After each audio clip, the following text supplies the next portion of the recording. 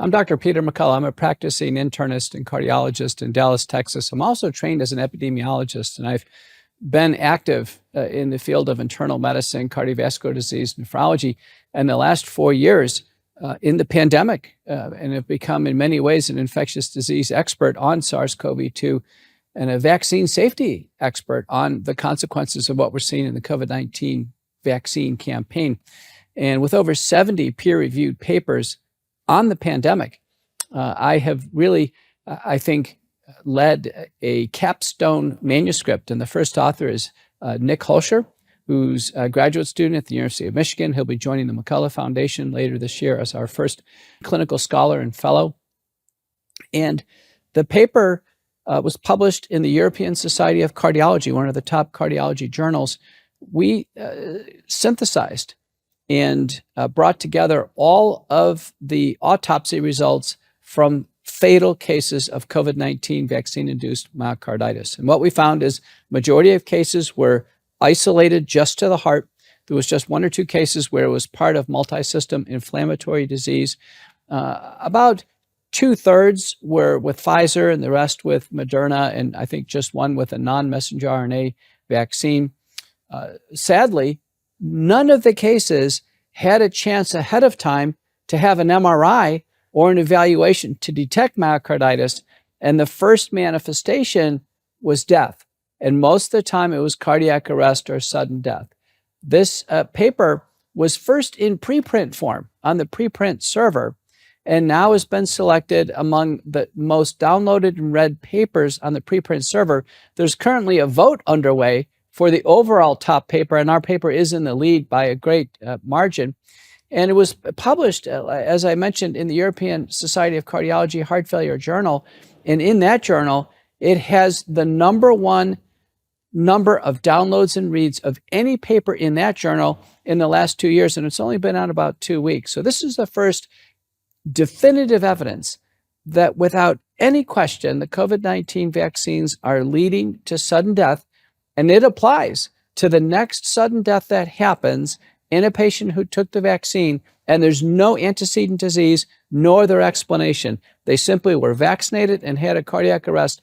The results of our paper, Holscher and colleagues, published in the European Society of Cardiology, they apply. It is the vaccine as the cause of death until proven otherwise.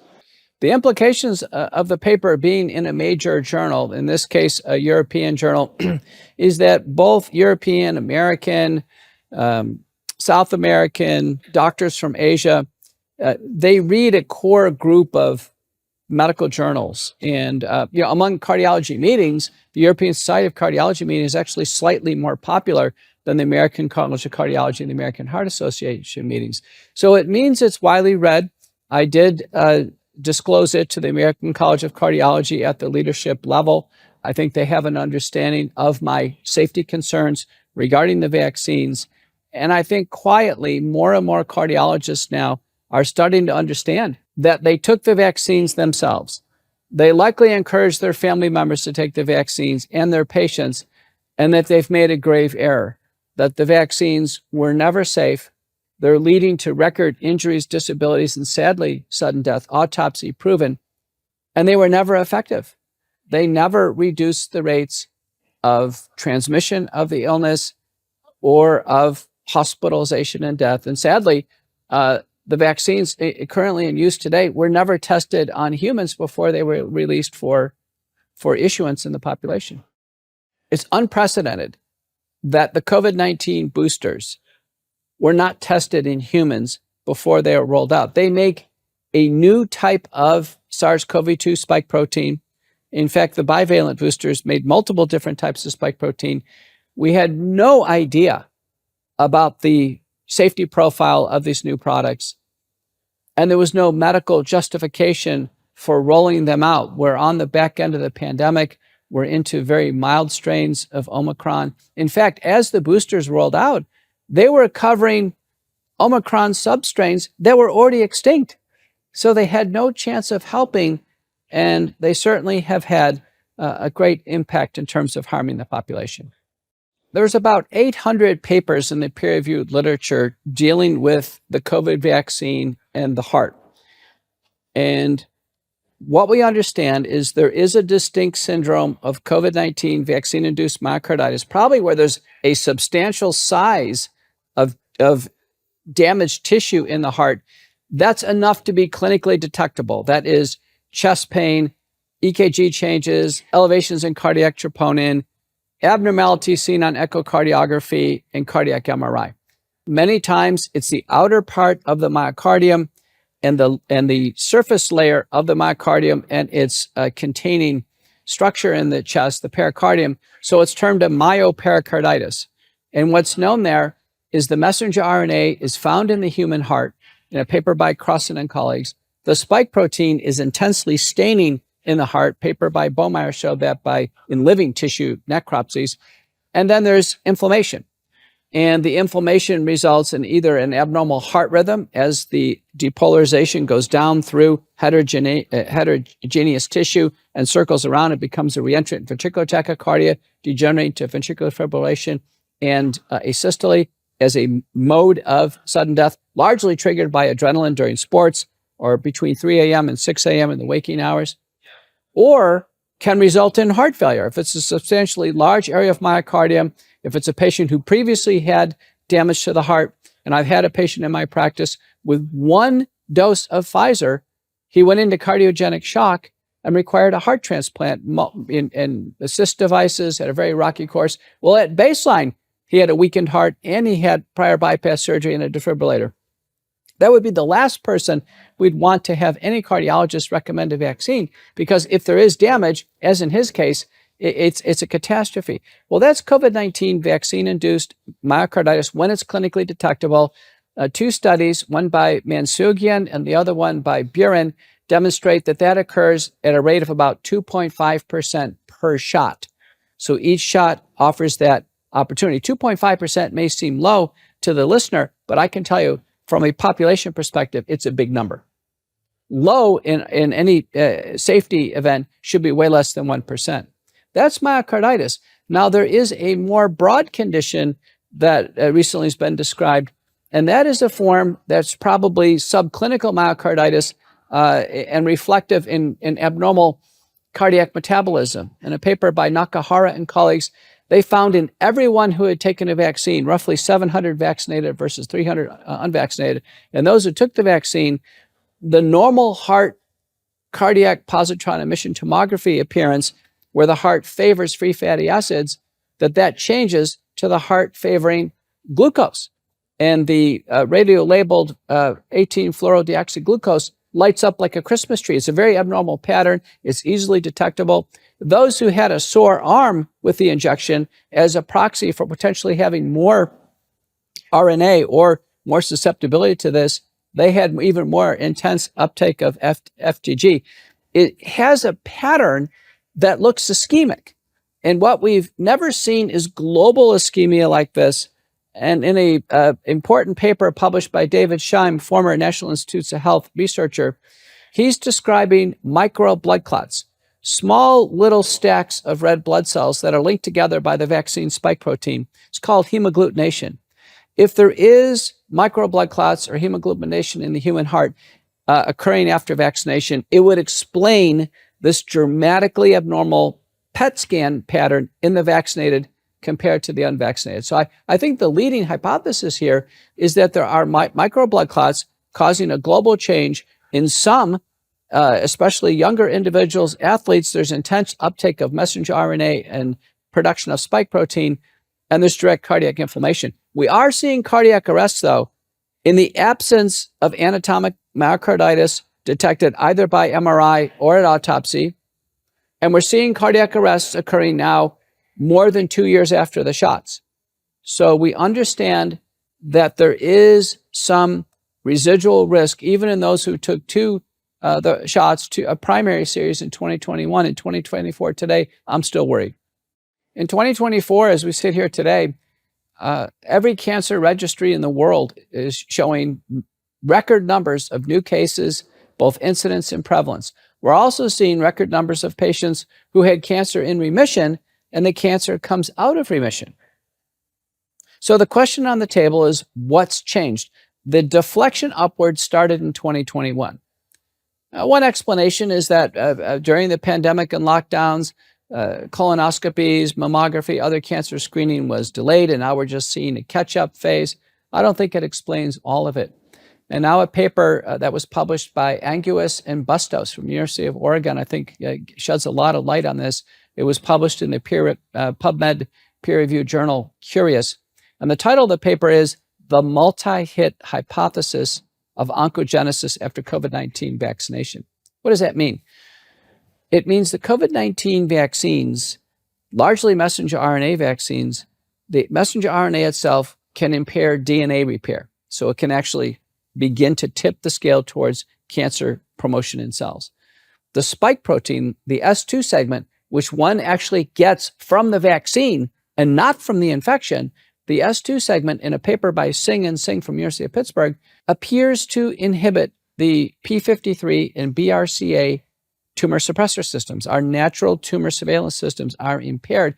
And if one has a loss of function mutation in either one of these, a woman would recognize this as, quote, being BRCA positive. That would be a loss of function mutation in this surveillance system. That could predispose somebody to cancer, particularly breast and female reproductive cancers. And then lastly, a recent finding that the messenger RNA vaccines, both Pfizer and Moderna, have DNA process-related impurities. And at least 4 labs have described this. 2 papers, one by Spiegler and the other by McCullough, have identified elevated levels of DNA fragments and size of the fragments that are considered process-related impurities. They come from circular pieces of DNA used that have the code for the messenger RNA. They're in the form of a plasmid in E. coli. And the fragments that are detected are the SV40 enhancer, promoter, and origin of insertion, as well as an antibiotic resistance fragments that are used in the manufacturing process. The reason why SV40 is important, it stands for simian virus 40. This is a known proto-oncogene activator. So in summary, the COVID vaccines have at least 3 mechanisms by which they could start a cancer or they could promote an existing cancer, and it may occur more rapidly because tumor defense systems are taken down. That's what we call turbo cancer. Now, the first bona fide case of turbo cancer, I'm the senior author on the paper. The first author is Dr. Antonis Karagakoulis from Greece. It was a man who took one COVID-19 messenger RNA vaccine and within a few days developed jaw pain. And ultimately, he was detected to have an invasive basaloid cancer. It may have arisen from the parotid gland, and it rapidly invaded his skull and his brain, and it was fatal. It was fatal. He had no chance of survival. Now, that is distinctly unusual. It destroyed the facial and trigeminal nerves. It was actually originally presented as Bell's palsy. In my estimation, it's too rapid for the vaccine to cause the cancer. The cancer was probably already there in a nascent form, but the cancer rapidly progressed, more rapidly than we ever have seen, especially an invasive fatal head and neck cancer. Literally, he died within months. That's the primordial or prima facie definition of a turbo cancer after COVID-19 vaccination. Can we prove it that the vaccine caused the cancer? The answer is no. We won't be able to do that until we actually stain for messenger RNA and stain for spike protein within the cancer itself. And it wasn't done in that case. And pathologists are going to have to get up to speed on staining for vaccine spike protein and messenger RNA, because we do have a cancer epidemic now on our hands starting in 2021 after the rollout of the mass vaccination program. The medical community, including medical examiners and pathologists, appear to be willfully blind to the possibility that vaccination caused death. So as a routine, they are not staining for or using methods to detect the messenger RNA in tissue or to detect spike protein. We see just a handful of manuscripts coming out. The manuscripts that come out look convincing that the vaccines are causing death, including our paper by Holscher and colleagues, now published in the Journal of the European Society of Cardiology. We have a more broad paper on all the autopsies considered. Again, Holscher's the first author. I'm the lead author. It's on the European Commission preprint server right now, Zenodo. under peer review. But I'll give you an example I think any parent can understand. Two boys, age 16 and 17 in Connecticut, take Pfizer vaccine. And on days 3 and 4 after Pfizer, they're found dead in bed by their parents. No opportunity for CPR, no opportunity for emergency care. They literally are dead in their bed. The parents are outraged. The Connecticut court does an autopsy. He's not sure what's going on, but he calls in University of Michigan and University of Minnesota pathologists. They do the appropriate staining, and they conclude it's COVID-19 vaccine-induced myocarditis. With these two cases, and was published in Archives of Pathology, there should have been an immediate halt to any adolescent and childhood vaccination. No one should face the possibility of losing their child after taking a vaccine and having it become so clear-cut in the medical literature. You know, the first paper that was published was by Verma, and that was in New England Journal of Medicine. There was a woman who was vaccinated, and she died. She died of fatal myocarditis. The next one was by Choi in Korea, a man 22 years old. He takes Pfizer, and he develops chest pain for about 5 days or so. He goes in the hospital. He dies in the hospital 7 hours later. They can't save him with all the resuscitative equipment. And at autopsy, the vaccine had destroyed his heart and the conduction system. These are convincing cases that should have brought the vaccine program to a halt, but yet the medical community is willfully blind to these deaths. It's impossible to forecast or ascribe motive to what's going on in the minds of practicing doctors right now. Reporters are not asking them questions.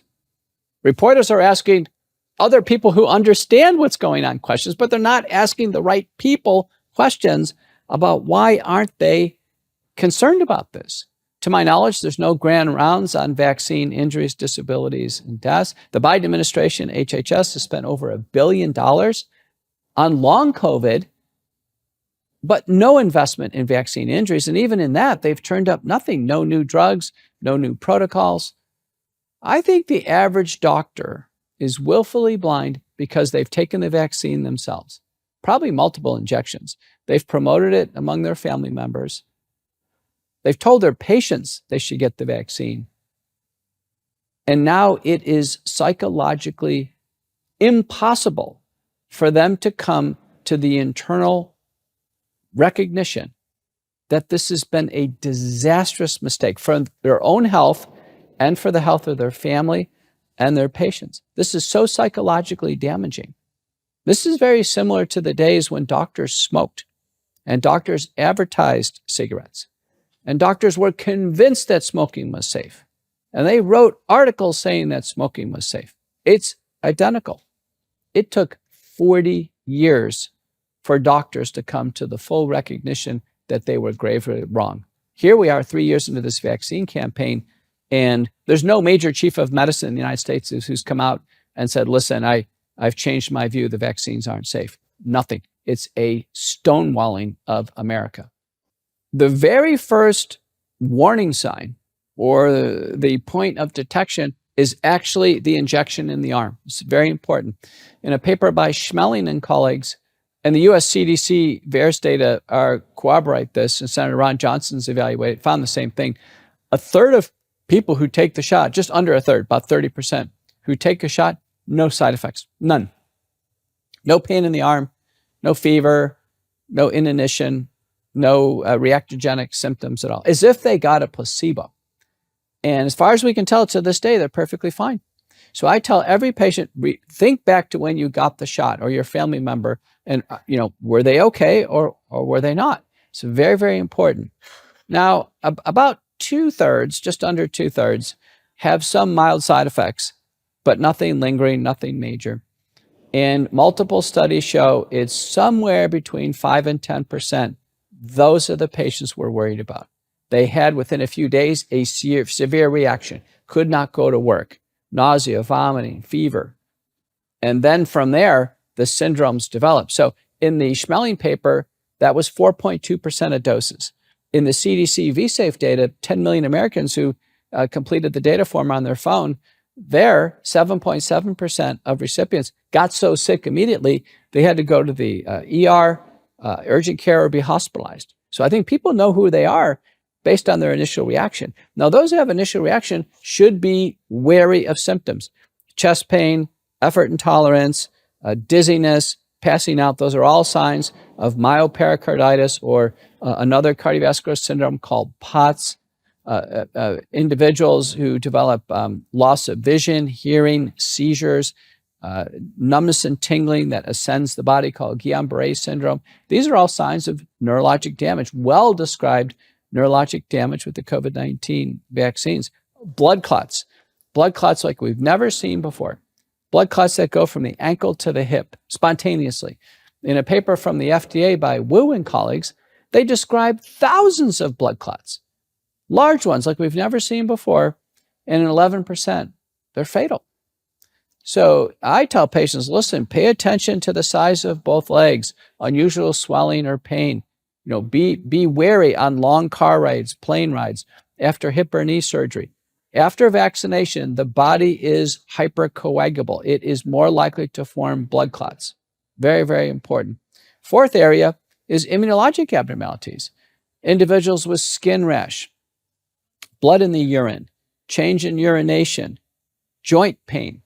These are all signs of autoimmunity, autoimmune syndrome. And now, by convention, there's multiple blood tests that I order in patients where this is a concern. We measure blood tests because we're seeing months to years after the vaccine, continued expression of the vaccine spike protein and potentially other protein fragments from a process called frame shifting as it reads Pfizer and Moderna. These proteins expressed on the cell surface are causing the body to attack itself. So these critical blood tests, and this is in the peer-reviewed literature, and patients should know these terms, are the ANA, the anti-nuclear antibody, the ANCA, anti-nuclear cytoplasmic antibody, the anti-citrulated peptide, and then rheumatoid factor. I routinely order these tests for autoimmunity. So people can start to become conversant on this. Many patients say, Dr. McCullough, do I have the vaccine in my body? Do I still have it in my body? Well, what we know there is a paper by Castriuta and colleagues found a messenger RNA circulating in the bloodstream for 28 days. That's as long as they looked. In a paper, there's 3 papers, one by Ogata, Schwank, and the best one by Brogna. All of these citations are available on my Substack, Courageous Discourse. Everything I'm disclosing on this interview is all evidence-based. It's all factual. It's all correct medical information. These 3 papers, and particularly the Brogna paper, found circulatory spike protein from the vaccine. And there's a way to identify vaccine spike protein versus from the natural infection. Brogna and colleagues, a German collaboration, found it widely circulatory for 6 months or longer in about half of recipients. So right now, we anxiously await the spike protein assay that we can order through commercial labs here in the United States. Right now, it's not available. So our surrogate is to measure an extended range antibody assay against the spike protein. And so when we see very high level of antibodies, that means the persistence of high quantities of spike protein. Now, even though the vaccines don't work to stop COVID, these antibodies, which actually don't stop the virus, they are measurable, and they are a telltale sign that the patient is loaded with the vaccine spike protein. Many patients ask Dr. McCullough, listen, I made a mistake. What can I do to try to reduce my risks of vaccine spike protein damage in the human body? The Biden administration has spent over $1 billion on long COVID. No new ideas, no protocols, no new drugs, nothing. Myself and Dr. Proctor in our clinical practice have been working on this now for 3 years in the vaccine campaign. Many different approaches have been tried. And what we found is that symptoms can be improved, but the overall disease process is not changed unless we can help the body detoxify from the spike protein. So in 2 seminal publications, one in the Journal of American Physicians and Surgeons, the other one is in the PubMed listed journal, Curious, we have published McCullough protocol, base spike protein detoxification. And what that involves is the use of oral nattokinase, 2,000 units twice a day, starting dose, oral bromelain, 500 milligrams once a day starting dose, complemented by curcumin, 500 milligrams twice a day. And we combine it with piperine, 5 or 10 milligrams to get it to be absorbed. This combination has a sufficient evidence in the peer-reviewed literature on helping the body clear spike protein and reduce the effects of spike protein inflammation. Now, it's a base. It's a starting point. These are low doses. We can increase the doses if they're well tolerated. They're taken in between meals for a maximum effect. We commonly add other drugs. If there's signs of autoimmunity, for instance, we add hydroxychloroquine. If there's signs of persistent infection, we can add ivermectin. If there are significant signs of pleural pericardial problems, we can add colchicine. Brain fog, neurologic symptoms, we can add additional drugs, including a nicotine patch or oral acyclovir, low-dose naltrexone. So treatment of a COVID-19 vaccine injury syndrome starts with the base. And our experience is if we don't address the spike protein, it's not going to get better. Then we add on other drugs. Other clinics helping patients all have developed their own styles. I want to reference the World Council for Health, which has listed a whole variety, probably about 3 dozen different drugs or supplements that could be tried. Frontline Critical Care Consortium has done the same. But there's a difference between just kind of a list of drugs and a protocol. The McCullough protocol, base spike protein detoxification, gives the constructive steps, the medicinal agents, and the doses, and it gives, I think, direction on just how to manage it. Very similar to McCullough protocol for acute treatment of COVID-19. These have been breakthrough. Worldwide now, McCullough protocol-based spike protein detoxification has become the de facto standard. There are no new treatments that have arisen, out of COVID research for the cancers themselves. So the cancers themselves are subject to the traditional forms of surgical, medicinal, radiation treatment for cancer. However, in a recent paper by Salvina and colleagues, what was demonstrated is that the cancer patients are vulnerable to acute COVID-19. And in a paper recently published in JAMA, all the cancer patients were vaccinated for COVID-19, and the vaccines were completely useless. Patients got infections anyway. And so what the doctors did is they used the combination of silgavivimab and tixagivimab, which are long-acting monoclonal antibodies against SARS-CoV-2, and they did reduce the rates of infection. Now, sadly, this antibody combination, which is a long-acting, can be given every 6 months, it's safe and effective, but sadly, it was pulled off the market by the US FDA prematurely, even pulled off before Europe did. The FDA has pulled monoclonal antibody after monoclonal antibody off the market for theoretical concerns that it may not work against new strains. And in a tremendous double standard, the FDA has not pulled off the vaccines where it's clear the vaccines aren't working against novel strains. So the monoclonal antibodies are subject to FDA withdrawal and the vaccines are not. In fact, the FDA has not removed any single vaccine for safety and efficacy. The vaccines have just been retired at the decision of the drug companies, not the FDA. McCullough Foundation was started in 2022 in collaboration between myself and best-selling true crime author John Leake. And it was in response to so many people around the world asking, Dr. McCullough, how can we support you? The best way is through tax-free donation, a 501c3 organization, and we formed it. It's been incredibly successful. There are 4 major missions of the foundation. The first is investigative scholarship, like so many of the manuscripts that I've quoted today are supported by the McCullough Foundation. The second is media, like filming this program today. And as many of you know that I'm on national TV multiple times per day through the pandemic.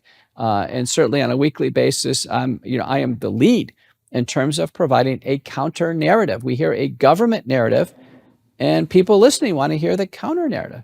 Now, I've been a critic of the government response, but I also have provided solutions both for acute treatment and now management of vaccine injury syndromes where our government has offered nothing. The third area is in the legal system. Myself and those who are going to work with me are involved in over 100 cases, legal cases, defending people's civil rights, defending medical freedom. 2 of my testimonies and expert reports have gone all the way to the U.S. Supreme Court and resulted in decisions in favor of medical freedom. Well, all of that court work is done pro bono. So McCullough Foundation supports the research, reporting, the other work that's needed to perform in these cases. And then the fourth area is in public policy. As many of the listeners will know, I've testified 3 times in the U.S. Senate and now recently before U.S. Congress, January 12, 2024, multiple states' senates. I am on a standing committee now in Arizona for both the House and the Senate of Arizona. All of that expense now is handled by the McCullough Foundation. I'm very grateful for the support. So again, to summarize, McCullough Foundation, independent scholarship, media, the justice, and public policy. And we're pleased to announce we're hiring our first clinical fellow to train under myself and John Leake, and that's Nicholas Holscher, who's going to be a Master's of Public Health graduate from the University of Michigan. He's committed. He'll be working with us for a full year. And as we become more successful, we'll take on more scholars and hopefully build out a core group. Our aim is to raise $10 million to have an operational budget to fully fund what we do in McCullough Foundation. And we're very grateful for all the support we receive from listeners like you, those watching this program today.